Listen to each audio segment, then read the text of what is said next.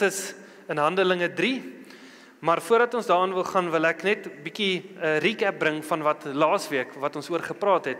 Ons het klaar gemaak met Handelinge 2, en ons sien die voorbeeld hoe 'n kerk lyk, hoe mense lyk as hulle gevul is met die Heilige Gees, en as Jesus werklik die Christus en Heer van hulle lewe is. Ons sien hoe lyk dit in hulle persoonlike lewe, hoe hulle tyd saam met mekaar spandeer, maar ook hoe lyk dit korporatief in die sin van 'n kerk wanneer hulle by mekaar gekom het. Ons sien mense wat van hulle besittings verkoop het en gegee het vir die wat nie gehad het nie. Ons sien hoe lyk die model van 'n kerk waar Jesus werklik Christus en Heer is.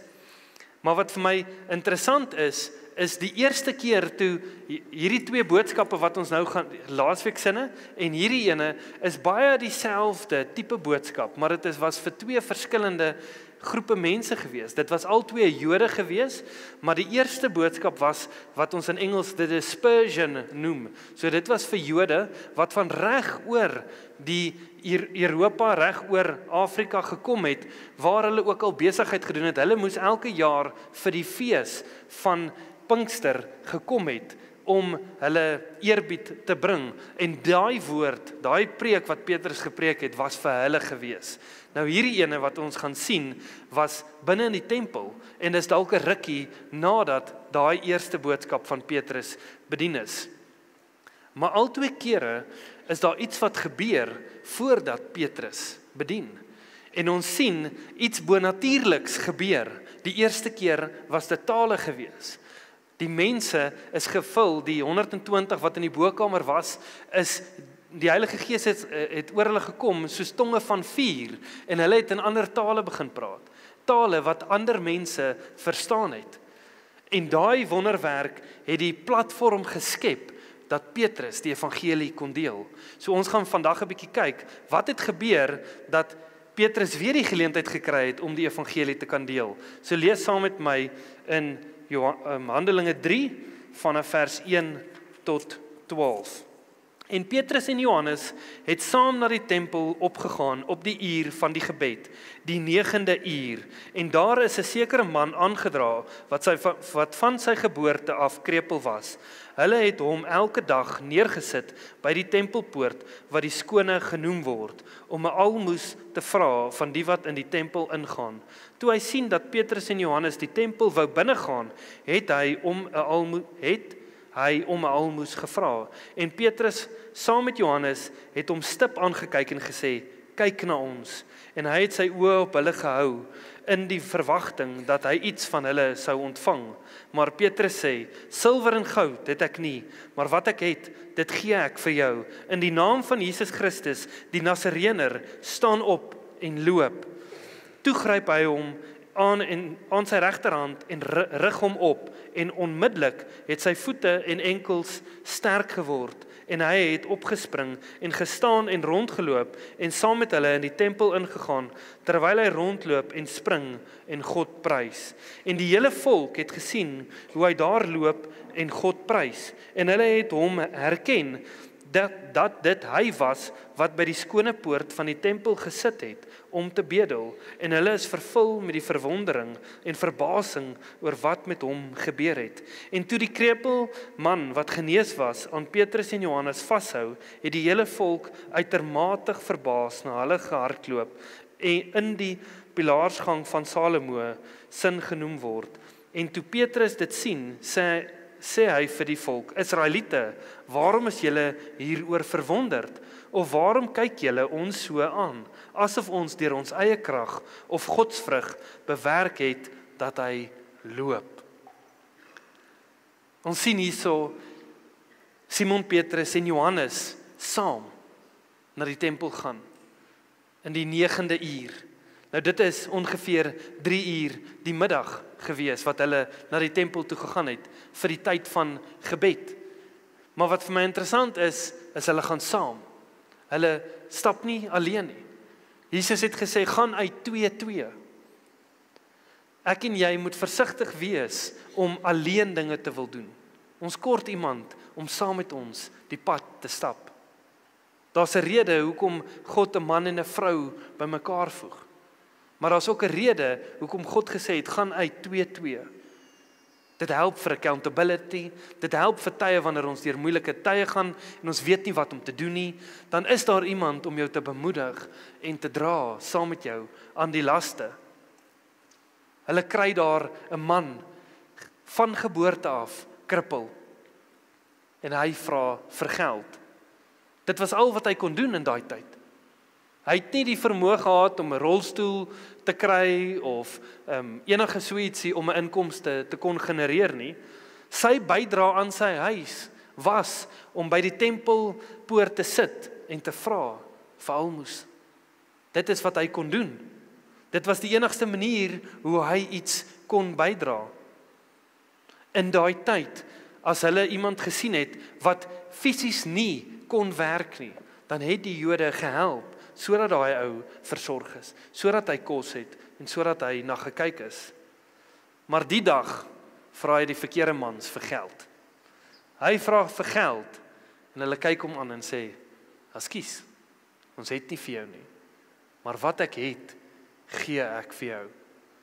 Hy vra vir geld en hy kry die vermoë om te kan loop. Ek dink baie keer, ons vra vir God iets. Ons sê, Here, ek soek hierdie, en ons dink dit gaan net in ons skoot val. Maar hy gee ons baie keer nie dit wat ons voorvra nie. Hy gee ons die vermoë om dit te kry wat ons voorvra, deur sy manier en nie deur my manier nie.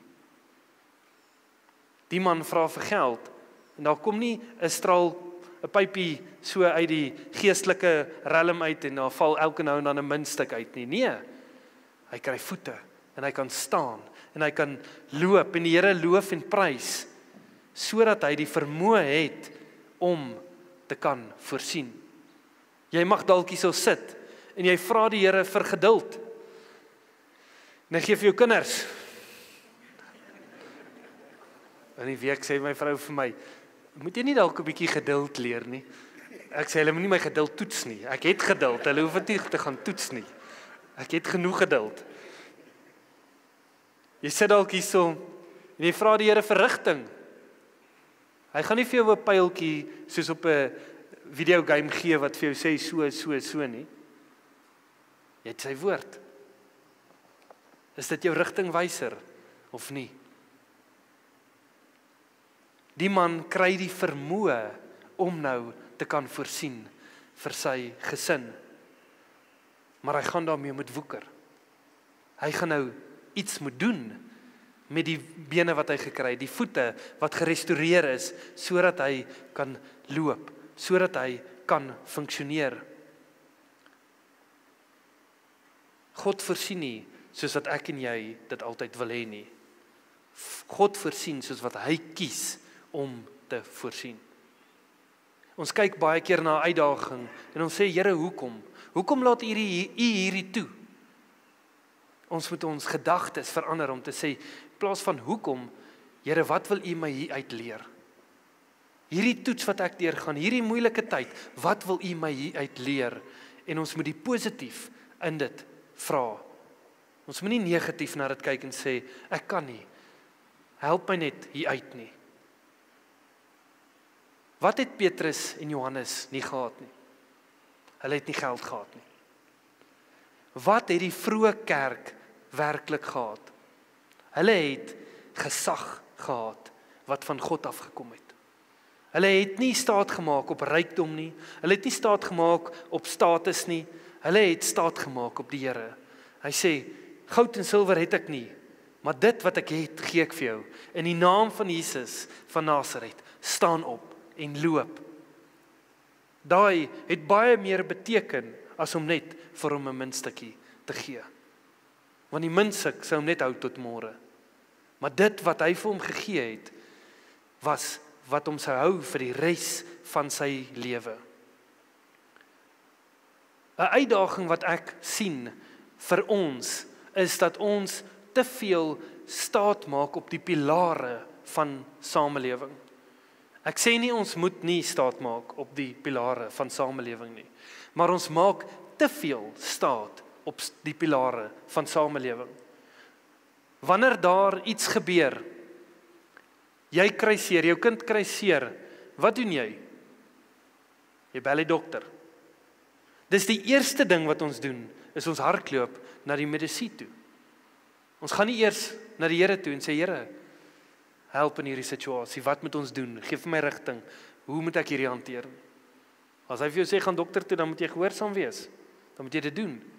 Maar ons hardloop te maklik na die pilare van samelewing, in plaas van dat ons na God toe hardloop en hom vra wat om te doen. Daar's 'n boek wat ek al baie keer oor gepraat het, God Smuggler. En in die boek het die man gegaan na hy het gegaan na agter die Iron Curtain wat die Russe beheer het. En die leuen wat die kommuniste vertel is, jy het nie God nodig nie. Jy het dan kos, jy het dan klere, jy het 'n huis, jy het alles wat jy nodig het. As jy nie het nie, gaan ek by iemand anders te vat om vir jou te gee. So hoekom het jy God nodig? God is vir die wat arm is. God is vir die wat niks het nie. Dan het hulle darm 'n bietjie hoop in iets wat eintlik nie die waarheid is nie. Dit is wat met ons gebeur in samelewing. Jy het mos 'n dak oor jou kop. Jy het mos kos. So hoekom het jy God nodig? Hoekom moet ek eers na hom toe gaan wanneer ek deur 'n moeilike tyd gaan? Hoekom moet ek eers na hom gaan wanneer ek 'n uitdaging beleef? Ek kan mos 'n chommy bel. Hy gaan my help. Ons hardloop te maklik na die pilare van samelewing toe. Nou, bygesê, dit wat julle sien hierso vandag, kan ons nie doen sonder finansies nie. Alles wat ingaan vir hierdie om te werk, het ons finansies nodig. Maar, kerk moet nie gaan oor finansies nie. Kerk moet gaan oor lewens wat verander op 'n geestelike vlak. Lewens wat anders te lyk as hulle hier ingekom het teenoor wanneer hulle hier uitstap. Dit is waaroor kerk gaan. Kerk gaan nie oor geld nie. Die doel van kerk is nie geld nie. Die doel van kerk is dat Jesus verheerlik word. Geld is net 'n middel wat die Here gebruik om dinge te laat gebeur. Ons moet nie ons oë laat vashak op finansies nie. Toe die mense sien wat gebeur het met hierdie man, kyk hulle na hom en hulle sien, dis dieselfde man, ons ken hierdie man, maar hy's nie meer dieselfde nie. Iets is anders aan hom. Wanneer jy Jesus ontmoet het, kan mense in jou lewe sien, daar is iets anderste. Die mense wat jou geken het, soos wat ons sê, jou BC days, before Christ, en jou daar na Christus, hoe lyk dit? Of is jy dieselfde persoon?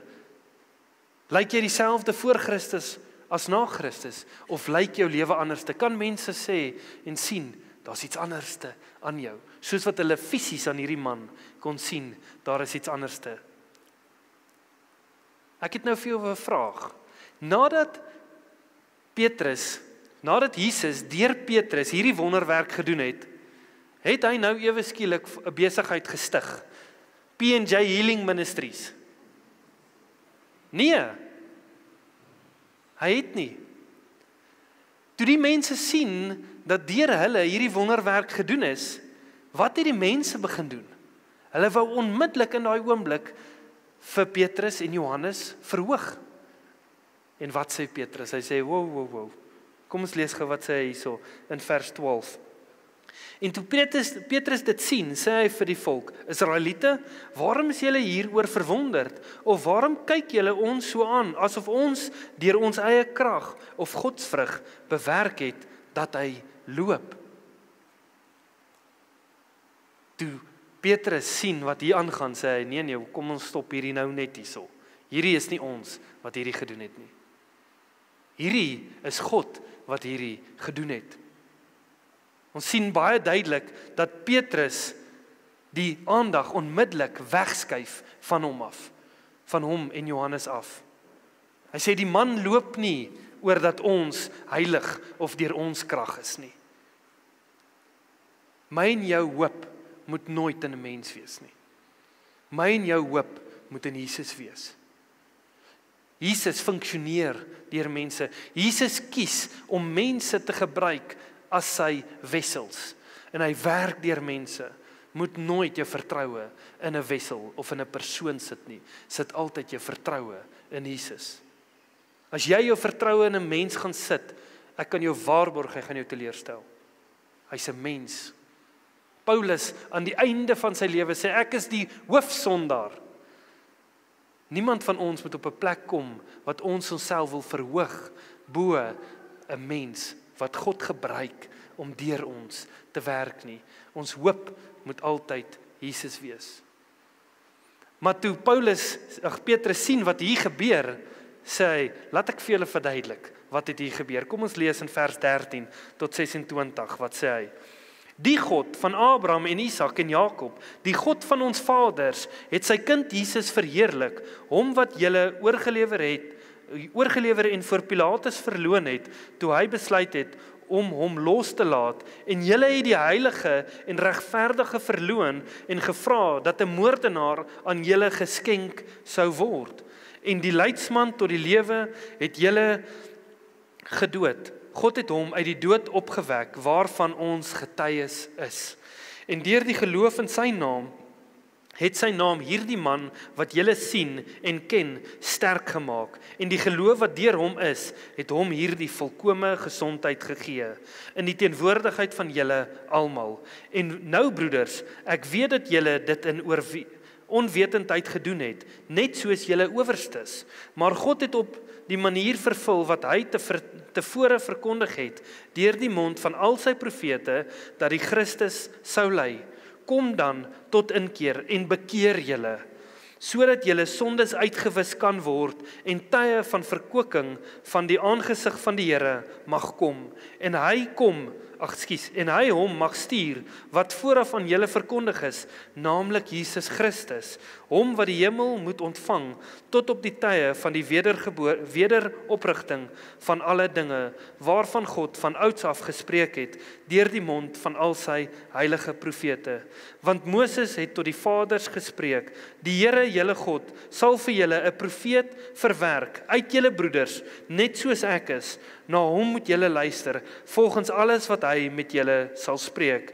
En elke siel wat nie na die profeet luister nie, sal uit die volk uitgeroei word. En ook al die profete van Samuel af, en die wat gevolg het, almal wat gespreek het ook hierdie dae aangekondig. En julle is kinders van die profete, en van die verbond wat God met ons vaders gesluit het, toe hy vir Abraham gesê het, en in jou saad sal al die geslagte van die aarde geseën word.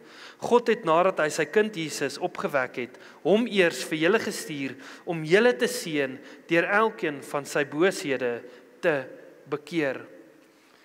Ons sien in die vorige gedeelte, in Handelinge 2, toe hulle praat in tale, sê die mense, nee, hulle is dronk. Hy sê, nee, laat ek vir julle verduidelik wat aangaan. En weer wil hulle die fokus skuif hier na Petrus en Johannes toe. En hy sê, nee, laat ek vir julle verduidelik, wat het hier gebeur. Al twee hierdie boodskappe was gebring aan die Jode. Maar hierdie boodskap wat hy bring, was dit 'n hoopvolle boodskap? Of was dit 'n boodskap van dis julle wat Jesus gekruisig het? Hy begin en hy wys uit die foute wat hulle gemaak het. Jy kan nie iemand die oplossing vir 'n probleem gee voordat hy nie weet daar is 'n probleem nie. Soos wat jy nie God se genade kan verstaan as jy nie eers God se oordeel en jou hopeloosheid verstaan nie. As jy na iemand toe kom en jy sê ek het vir jou, hierso drink hierdie pille, dit gaan jou kanker genees. Hy sê man, ek het nie kanker nie. Daar's niks fout met my nie. Hy gaan nie daai pille drink nie. Maar as hy by die dokter was en hy sien wat die kanker aan sy liggaam doen, dan sal hy baie geld betaal vir daai pille. Dit is wat gebeur wanneer ons iemand reg lei, dat hulle besef die fout en die tekortkominge wat ons het. Hierdie boodskap en die vorige een in Handelinge 2 het elemente wat herhaal.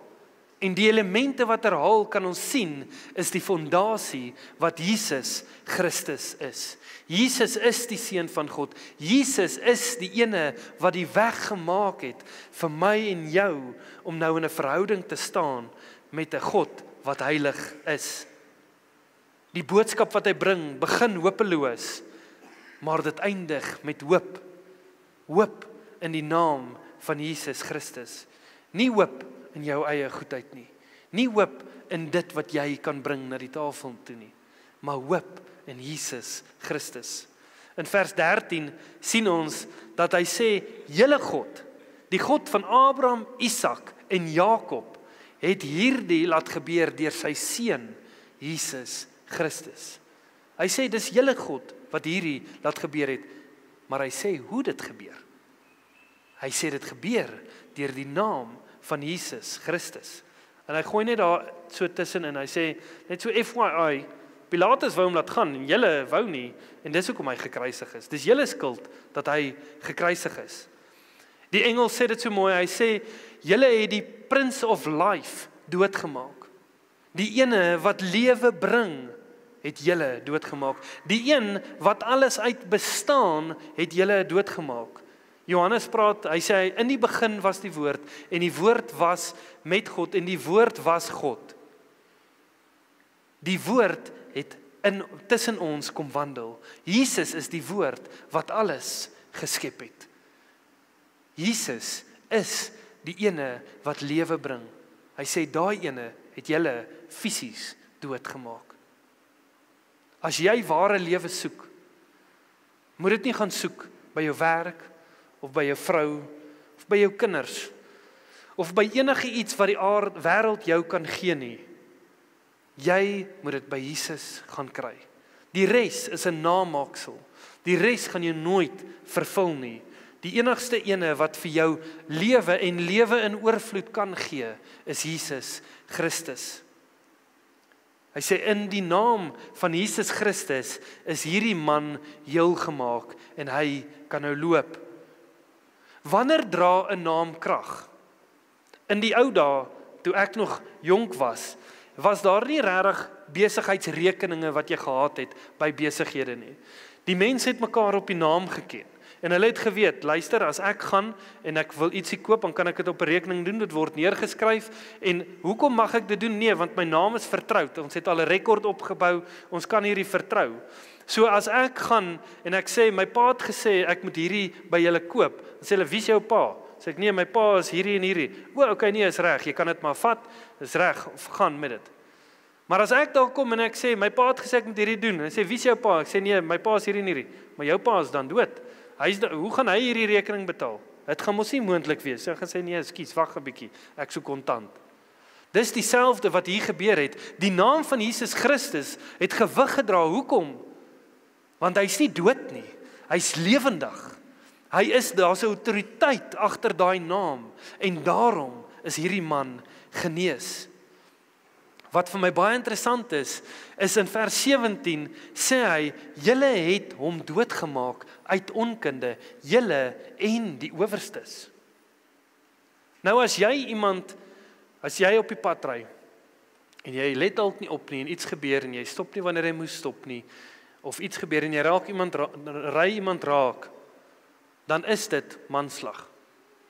Jy gaan voor die hof gaan staan, hulle gaan jou skuldig of onskuldig bevind, maar dan kan jy daar staan vir manslag. Dit is nie noodwendig moord nie. As jy iets gedoen het wat nie intentioneel was nie, word jy nie vrygespreek van die konsekwensies van die keuse wat jy gemaak het nie, maar dit is nie noodwendig dat jy moord voor aangekla word nie. Maak dit sin wat ek sê?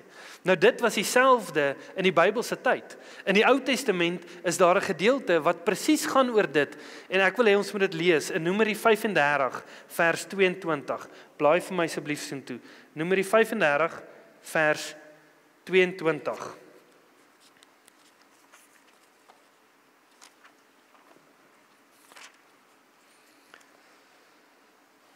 Vanaf vers 22 tot 25. Maar as hy hom onvoorsiens sonder vyandskap stamp of enigiets sonder opset na hom gooi, of as hy enige klip waardeur iemand kan sterwe, as hy sonder om dit te sien, dit op hom laat val, sodat hy sterwe, terwyl hy geen vyand van hom was en sy onheil nie gesoek het nie, dan moet die vergadering tussen hom wat doodgeslaan het aan die bloedwreker oordeel volgens hierdie voorskrifte, en die vergadering moet hom wat 'n doodslag begaan het, red uit die hand van die bloedwreker, en die vergadering moet hom laat teruggaan na sy vrystad, waarin hy gevlug het, en hy moet daarin bly tot die dood van die hoëpriester wat met die heilige olie gesalf is. So wat hier gebeur het, is, sien nou maar jy het gewerk en iets gebeur, ja, val 'n klip op iemand. Dan het jy so vinnig as moontlik na 'n stad toe gevlug. Daar was stede gewees wat hulle veilige hawes genoem het, waantoe jy kon vlug totdat die oordeel oor jou uitgespreek moes word, want die persoon wat doodgemaak is, sy familie was verplig om 'n bloedwreker te stuur om wraak te neem teen jou. Maar as jy in die stad is, dan was jy veilig en beskermd. En dan het hulle nou gekyk wat het gebeur, en as dit per ongeluk was, dit was nie die intensie of jou bedoeling gewees nie, dan kon jy teruggaan na daai stad toe, maar jy moes in daai stad bly, jy kon nie na jou huis toe teruggaan nie, jy moes in daai stad bly, tot wanneer? Totdat die hoëpriester wat gesalf is deur olie dood is. Dan kon jy eers teruggegaan het na jou stad toe, want dan was jy vry van daai sonde gewees. Wie is nou ons hoëpriester? Jesus. So Jesus het gesterf, en in daai sterwingsproses sê Petrus nou vir hulle, dit wat julle gedoen het, het julle uit onkunde uitgedoen. Julle word nie nou verantwoordelik gehou vir dit wat julle doen nie. Julle moet julle self tot inkeer bring en bekeer. Julle word nie nou verantwoordelik gehou daarvoor nie. Hy sê daarom, kom tot inkeer en bekeer julle dat julle sondes vergewe kan word. Wat beteken dit om tot inkeer te kom? Inkeer beteken om introspeksie te doen, te kyk na jouself. Wat gebeur wanneer ons tot redding kom? Wanneer jy werklik besef, jy het die Here nodig, dan kyk jy na jou hele lewe en jy vra jouself die vraag, wat is gebou op God en wat is nie? En baie kere is ons lewens nie gebou op God nie. So wanneer ons tot inkeer kom, moet ons kyk, wat is die fondasie wat ek my lewe opgebou het? En as dit nie Jesus is nie, dan moet ons bereid wees om af te breek en oor te bou op die fondasie, die steen wat Christus is, die rots. Maar dit is 'n baie moeilike plek om onsself te bevind. Want dan moet jy baie goeders begin bevraagteken van hoe jy groot geword het. En wat gebeur baie keer is, ons hele denkwyse wil ineenstort en ons weet nie wat om te doen nie. En dan kies ons om baie goeders nie te verander in ons lewe, introspeksie te doen en stil te staan en die vraag te vra, Here, wat is nie in lyn met U woord nie? Want dan moet daar goeders skuif in my lewe. Dan moet ek dalk op 'n plek kom wat ek val voor hom en sê, Here, alles is nou de mekaar. Maar dan steek hy sy hand uit en sê, kom, laat ek jou help om te bou op die waarheid wat Christus is. In die einde van vers 19 tot 21 sien ons dat Petrus iets verstaan wat die Jode nie verstaan het nie. Hulle het al hierdie beloftes gehoor van wie die Messias is en wat hy alles gaan kom doen. Maar Jesus het dit nie alles vervul in sy eerste koms nie. Kom ons lees gou wat sê hy. Ons gaan sommer vanaf vers 19 tot en met einde van 21 lees. Kom dan tot inkeer en bekeer julle, sodat julle sondes uitgewis kan word en tye van verkwikking van die aangesig van die Here mag kom. En hy hom mag stuur wat vooraf aan julle verkondig is, naamlik Jesus Christus. Hom wat die hemel moet ontvang tot op die tye van die wederoprigting van alle dinge waarin God van ouds af gespreek het, deur die mond van al sy heilige profete.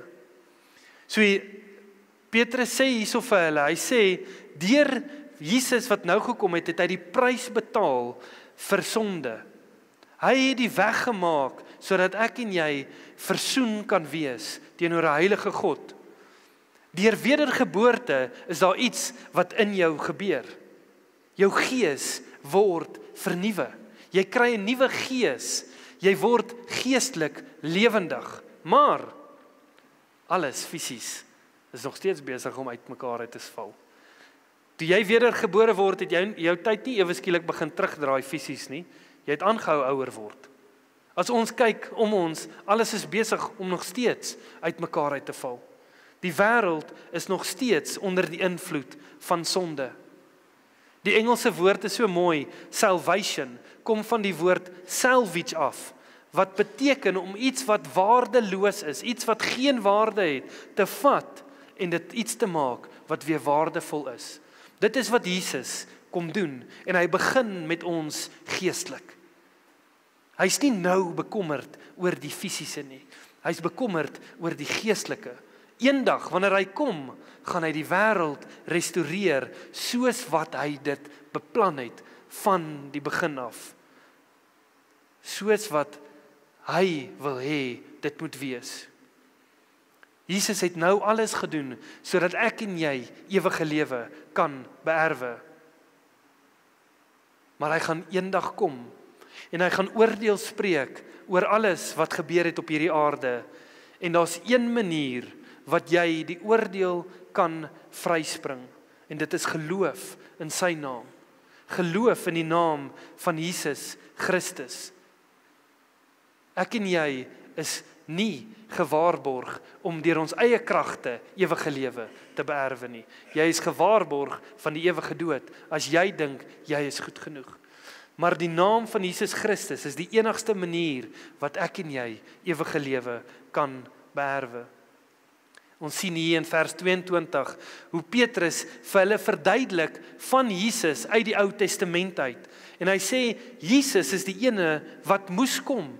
En hy vat dit al die pad terug tot in Deuteronomium toe Moses, net voordat Moses hulle gelos het aan Joshua. So ek wil gou ons moet daar lees, Deuteronomium 18 vers 15. Nou moet ek net daar uitkom. Deuteronomium 18 vers 15.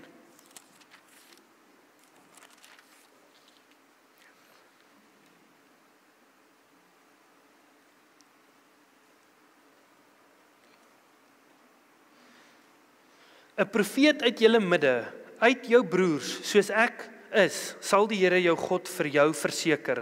Na hom moet julle luister, net soos jy van die Here jou God by Horeb gevra het, toe jy op die dag van die vergadering gesê het, ek kan die stem van die Here, my God, nie langer hoor en hierdie groot vuur nie meer sien nie, anders sterf ek.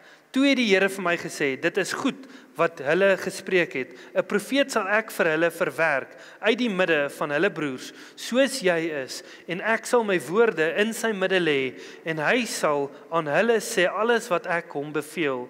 En die man wat nie luister na my woorde wat hy in my naam spreek nie, van hom sal ek self rekenskap afeis.